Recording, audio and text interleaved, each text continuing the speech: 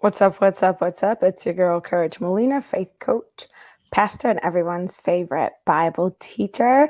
I help purpose driven women to build extraordinary faith so they can be who God has called them to be, do what God has called them to do, and take possession of everything God said they could have without hesitation or apology, right? So that they can be bolder, more confident. They can get out here and be more bold, confident, and courageous.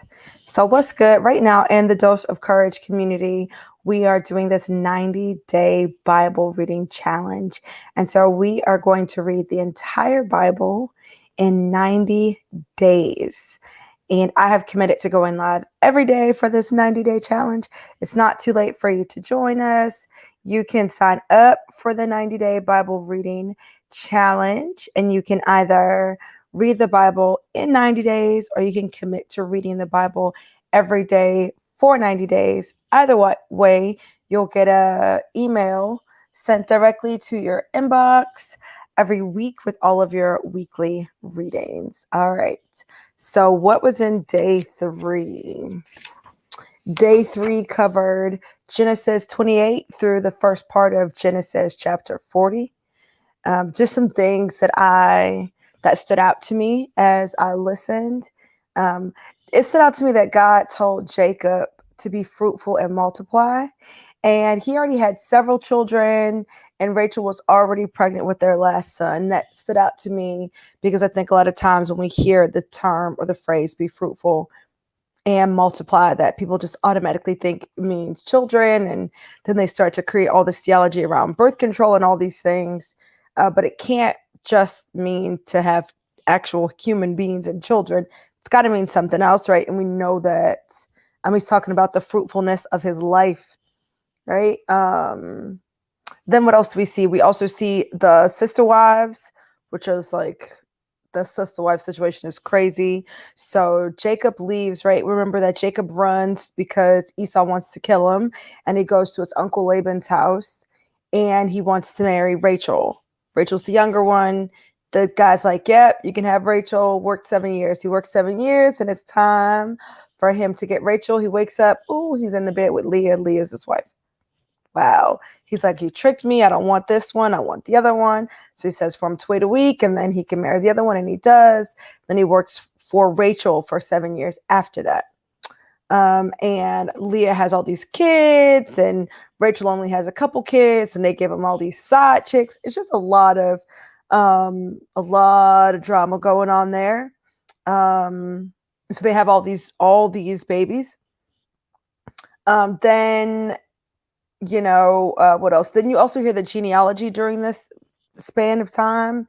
And I always wonder, like, why are they saying all these names and who had who? But all of the names that are listed are descendants of Abraham. And that genealogy, it's a lot of things, right? It's public record, but it also is evidence of God's faithfulness to Abraham. And this was written for people that didn't live during the time of Abraham, right? This is for people who had lived in Egypt and had been slaves for 400 years. So if the purpose of Moses when writing the book of Genesis is to remind Israel of who their God is and he's the God of promise, then it makes sense to include the genealogy. Because where's the proof that he kept his word to Abraham if it's not a record of, children? What else do you see? You see so much family dysfunction, right? So if you go back, right, there's kind of a pattern. When you read the Bible this fast, you can see a pattern. There's a pattern of family dysfunction. You see the issue with Isaac and Ishmael, right? Ishmael and Isaac are both sons of Abraham, but one's from the wife, the other one's from the Egyptian slave, and you see all of the things that ensue from that. And then you see Jacob and Esau, who are siblings, with that sibling rivalry, and you see what happens with that. And then Jacob has boys with Leah and Rachel, and then there's sibling rivalry with that. And what else do we see? We also see the hypocrisy of Judah in this thing too. It's a lot. I promise you I'm gonna get to the lesson. Jacob goes to his uncle's home and wants to marry Rachel. He's tricked into marrying Leah. Then 1 week later, he marries Rachel. The family drama ensues. Jacob stops working for his uncle to make a life of his own. Esau and Jacob reconcile. What were the lessons, though? That's what we want to hear, right? Weak leadership, right? I saw a lot of weak leadership, just men not leading. I saw a lot of that. A lot of men not leading. And so what did I walk away with when I saw these things? Did I put it out here? Okay, yeah. So God wants to develop you as a leader, right? God wants to develop you as a leader. He wants you to be a godly leader. And so sometimes some of the best examples aren't just what to do right, but sometimes you can see what happens when you have weak or underdeveloped leadership or lack of leadership skills. You see Laban, who is Jacob's uncle, he's not a great leader. How do we know that? Because he's not upfront about the tradition. So if you know that the tradition is for you to marry the oldest one first, then why not be upfront and say that? It's weak leadership. He's also very manipulative, which is weak leadership because he wants to keep him working with him, and he's always changing what his wages are. He is not a great leader because he's also stifling Jacob's growth. He doesn't want to help him grow. He doesn't want to see him leave him. He just wants them to keep working for him. He's like, oh, you're making me very prosperous. Don't leave, right? Which is very selfish. That's not great leadership. Then we see weak leadership with Jacob.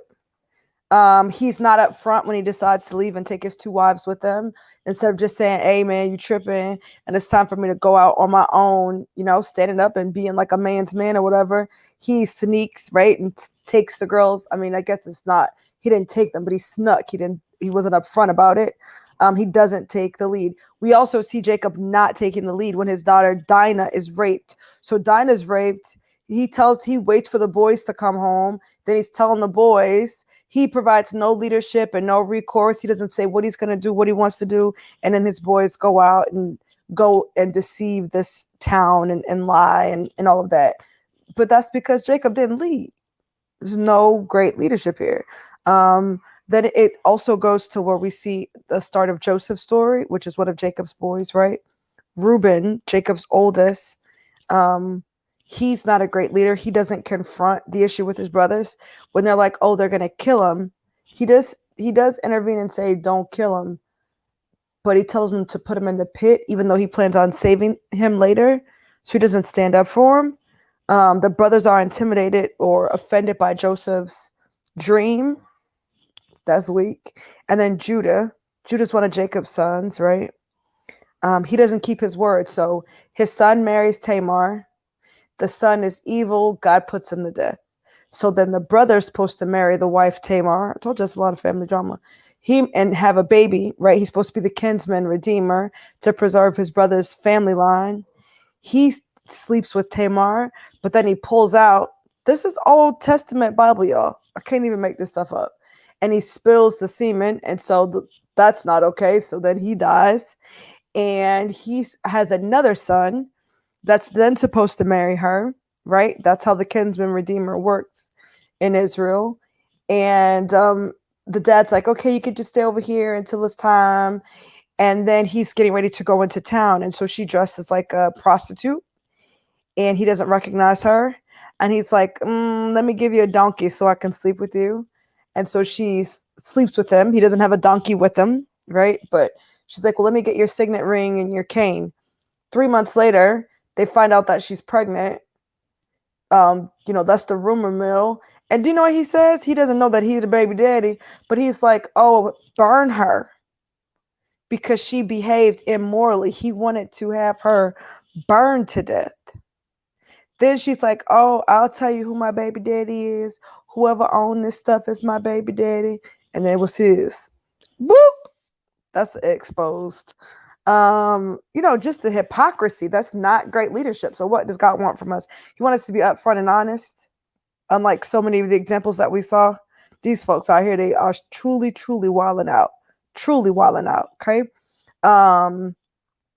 He wants to help. He wants God as a leader, as God wants us to lead in a way where we want to see our team grow, our team members grow beyond us, even if it means that they no longer will be serving us.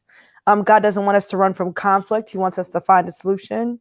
He wants us to stand up for what's right and to defend others, right? Unlike Reuben, who was like scared. Great leaders are not intimidated by the dreams of others. Instead, They lean in to support and encourage. Great leaders keep their commitment, and they also lead by example. Great leaders lead by example.